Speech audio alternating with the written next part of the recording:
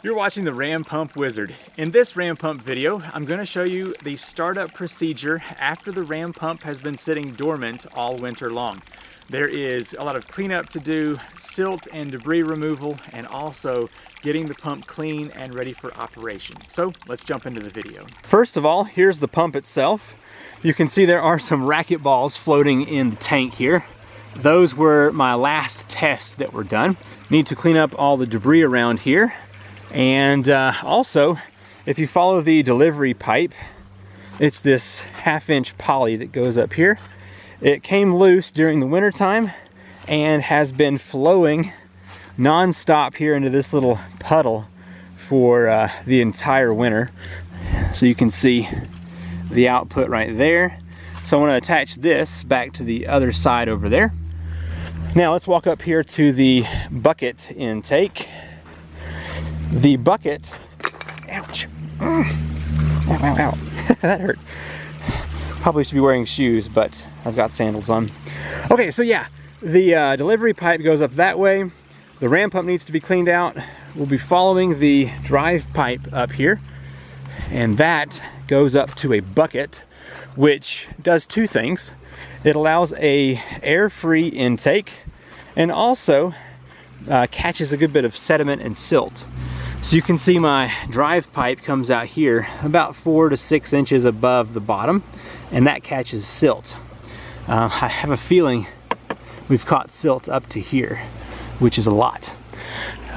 Feeding into this bucket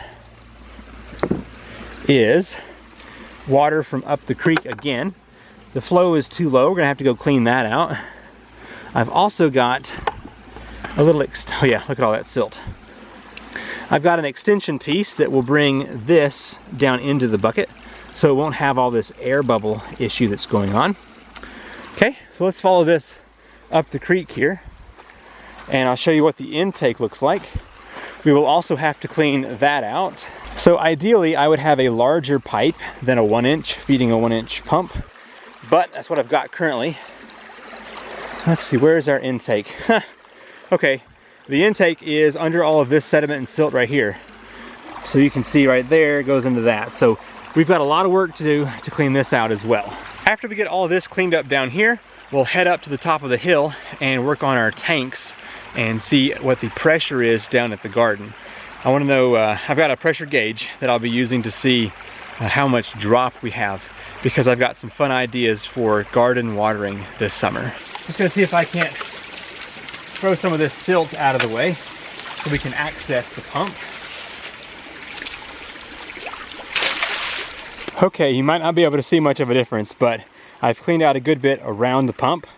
We'll wait for some of this silty water to settle, and I'll show you that a little bit closer. But let's go ahead and walk up here to our bucket and work on that next. So water comes in from up the stream through this pipe here, goes in here and deposits silt, and the drive pipe pulls an air-free water out to the pump. And this 90 here takes the excess water and puts it into the flume.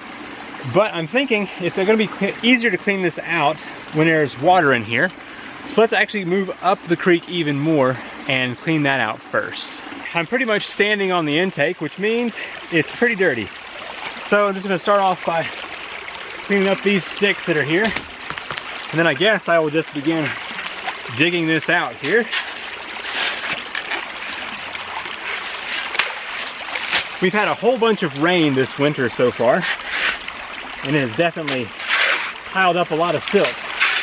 I have several rocks stacked up here that kind of make a little dam.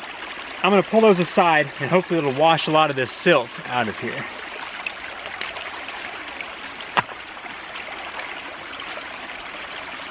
Okay, starting to see these pretty good.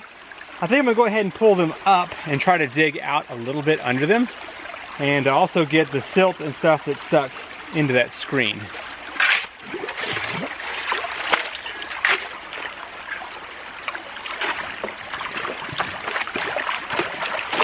Now I'm gonna put these rocks back here to bring this little dam back up.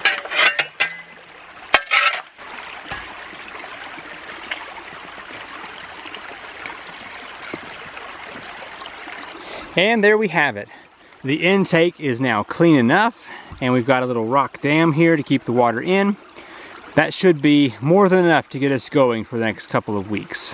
Now that I have the intake clean, it's time to get this flowing at full capacity. So I'm going to pick this up to where it stops flowing, let the water build up for a second, and then drop it down here to the ground and let it pull the siphon.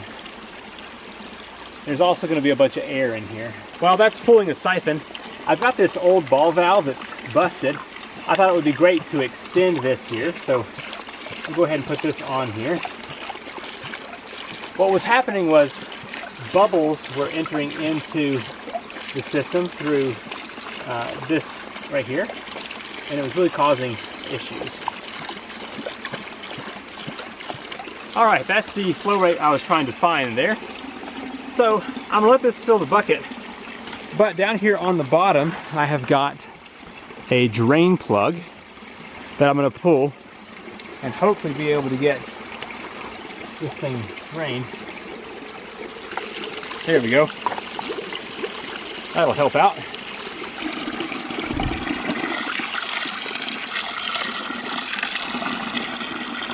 Okay, we have success. The bucket is now clean. Now you can see a lot of air is bubbling out of that drive pipe. We're gonna have to work with that here in a bit, but I like this. I think that extension on the supply line is going to help not to introduce those bubbles in there. I guess we'll find out here in just a bit. Let's let it cover up there. Yeah, see, the bubbles are much reduced, so that's perfect. Just what we were going for. All right, before we can get the pump started, we need to reconnect this delivery line that goes up the hill. So I want to this time use one of these hose clamps. This little leak probably saved the pump from breaking over the winter time, but it's all good. It's finally time to step down here to the pump and get it working. I anticipate that the drive pipe here has a bunch of silt stuck in it, so I'm just going to use this stick to hold open the waste valve here and let that silt come out for a while. Oh yeah, nice and brown.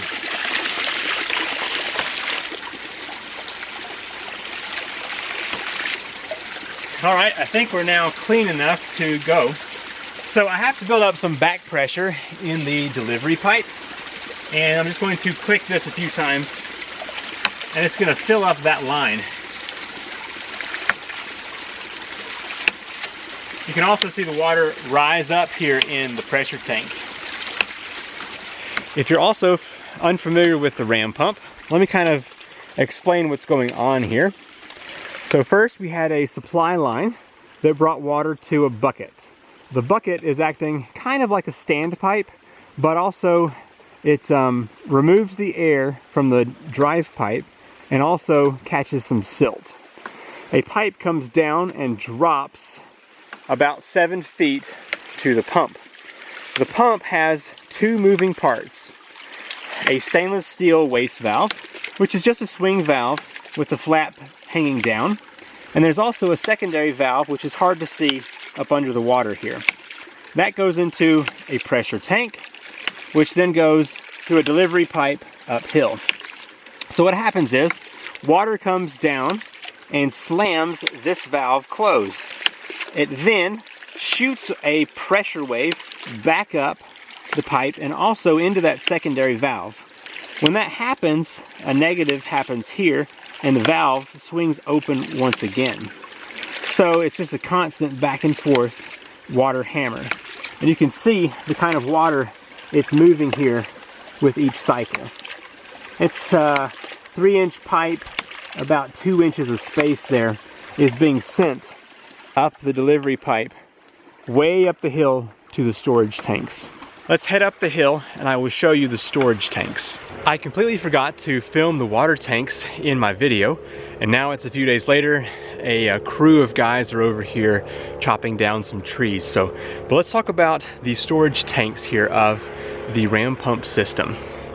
So, as I said before, my delivery pipe comes up the hill and it circles around my tower post down here, and it comes up into this lower portion down here. If you listen, you can hear the ram pump cycling.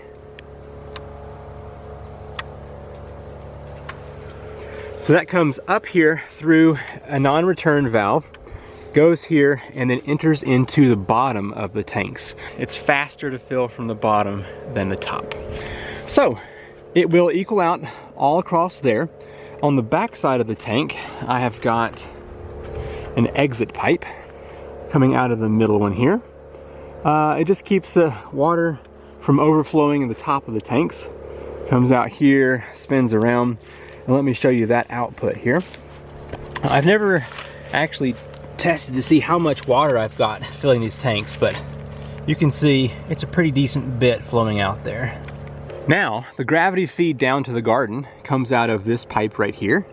I have a shutoff I could use, but it comes down here and then gravity feeds all the way back down to the garden. The creek is way over here and we're halfway up my hill. You can see my delivery pipe coming up here. It goes under my culvert and up the hill to my storage tanks. But I have two places where I'm going to be using the water. One is right here. I'm going to go ahead and close this off. So now the water is going to be coming only through this right here, which I just recently buried. Comes over here to my garden fence. And this is where I intend on using the water the most, here in my garden. So I've got a pipe that comes up right here, and I'm going to be using this here in my little garden space. But what I want to do is connect my pressure gauge here when the water starts to flow a bit, and then we will be able to see what the height is from this point to the top of the hill. That'll just give us the PSI rating to see what kind of watering tools we can use here in the garden. Yeah, I've given this thing about 15 minutes, 11, maybe 12 PSI in there. Oh, there you go, that's a better angle. So, I'm gonna go ahead and let the air out of here and see if that alters it any. Okay, I capped off this end that is right over here and came to this side because it has this nice handle. So we're at 0 right now. And if I go ahead and flip this, it pops up to the same point, which is somewhere around the 11 or 12 PSI. So let's say we have 11 PSI down here at the water outlet. 11 PSI divided by 0.433 equals 25.5 feet of head pressure. That's the drop that is from the tanks up here to where we're going to be using our water. Pretty cool. So with 11 PSI, there's a lot of stuff I can do when it comes to watering the garden down here. I hope you enjoyed watching this video for starting up a ram pump that has been sitting dormant all winter long. Now it's ideal to do a little bit more maintenance than I did to prepare the pump for winter time, such as removing the drive pipe and the delivery pipe, draining all the water out to make sure there's no freezing, and you can even pull out the intake to make sure that debris doesn't get built up around that. But I thought it'd be fun to show you what it's like to get the ram pump up and running for a new season. If you want to check out more information on the ram pump, I will have a link in the description down below. Thanks for watching.